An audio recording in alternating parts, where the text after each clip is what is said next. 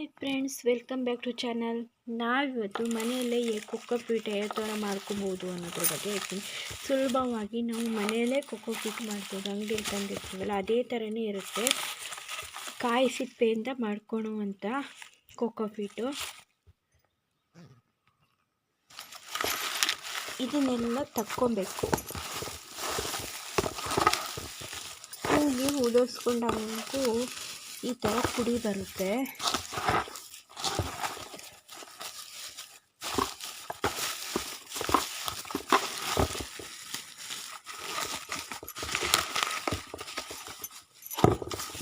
ಈ ಪುಡಿ ಆಗಿರುತ್ತಲ್ಲ, ಇದನ್ನು ಕೂಡ ಕಟ್ ಮಾಡಿ ಗಿಡಗಳಿಗೆ ಹಾಕ್ಬೋದು. ಚೆನ್ನಾಗಿರುತ್ತೆ, ಗಿಡಗಳು ಚೆನ್ನಾಗಿ ಬರ್ತವೆ.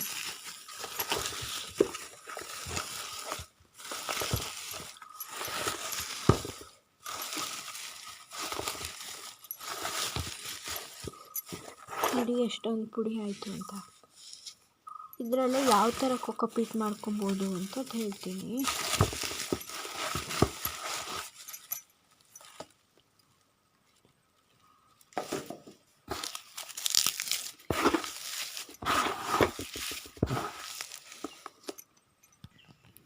ನಾವು ಅಂಗಡಿಯೆಲ್ಲ ತರೋಕ್ಕಿಂತ ಮನೆಯಲ್ಲೇ ಕಾಯಿ ಸಿಪ್ಪೆ ಇರುತ್ತಲ್ಲ ಅದರಲ್ಲೇ ಕೊಕ್ಕೋ ಪೀಟ್ ಮಾಡ್ಕೊಬೋದು. ಗಿಡಗಳಿಗೆ ಚೆನ್ನಾಗಿ ಬರುತ್ತೆ. ಇದನ್ನು ನಾನು ನೀರಿಗೆ ಹಾಕ್ತೀನಿ. ನೋಡಿ,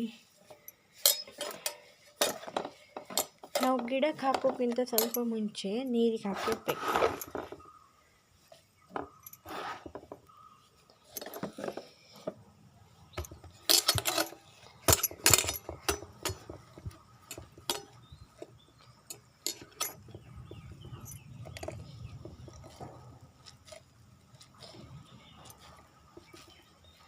ನೋಡಿ, ಇದು ಉಂಡೆ ಥರ ಮಾಡಿಕೊಂಡ್ರೆ ಆಯಿತು.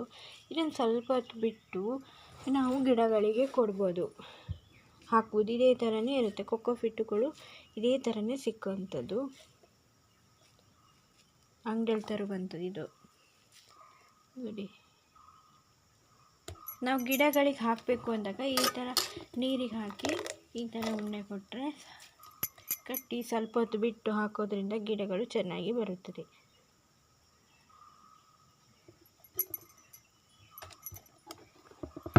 ಇದನ್ನು ಹಾಗೆ ತೆಗೆದಿಟ್ಕೊಬೋದು.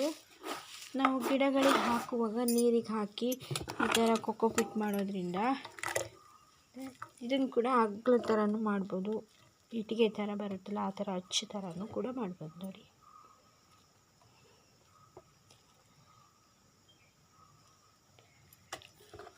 ನೋಡಿದ್ರಲ್ಲ ಫ್ರೆಂಡ್ಸ್, ನಾವು ಮನೆಯಲ್ಲೇ ಯಾವ ಥರ ಈಸಿಯಾಗಿ ಕೊಕ್ಕೋ ಪೀಟ್ ಮಾಡ್ಕೊಬೋದು ಅಂತ.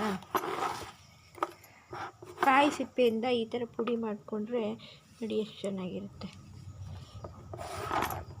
ಇದು ನೀರಿಗೆ ಹಾಕ್ಕೊಂಡು ನಾವು ದೊಡ್ಡಕ್ಕಾಗಿ ಉಂಡೆ ಮಾಡಿ ಇಡ್ಬೋದು. ಆಮೇಲೆ ಸ್ವಲ್ಪ ಹೊತ್ತು ಬಿಟ್ಟು ಗಿಡಗಳಿಗೆಲ್ಲ ಅಪ್ಲೈ ಮಾಡ್ಬೋದು, ಬುಡಕ್ಕೆಲ್ಲ ಹಾಕ್ಬೋದು. ಚೆನ್ನಾಗಿ ಬರುತ್ತೆ ಗಿಡಗಳು. ಕೊಕ್ಕೋ ಪೀಟ್ ಹಾಕೋದ್ರಿಂದ ಗಿಡಗಳು ಚೆನ್ನಾಗಿ ಬರುತ್ತೆ. ನೋಡಿ, ಇದನ್ನೀಗ ನಾನು ದೊಡ್ಡ ಉಂಡೆ ಕಟ್ಟಿ ತೆಗೆದಿಡ್ತೀನಿ. ಸ್ವಲ್ಪ ಹೊತ್ತು ಬಿಟ್ಟು ಗಿಡಗಳಿಗೆಲ್ಲ ಹಾಕ್ತೀನಿ. ಈ ವಿಡಿಯೋ ಏನಾದರೂ ನಿಮ್ಗೆ ಇಷ್ಟ ಆದರೆ ಲೈಕ್ ಮಾಡಿ. Thank you.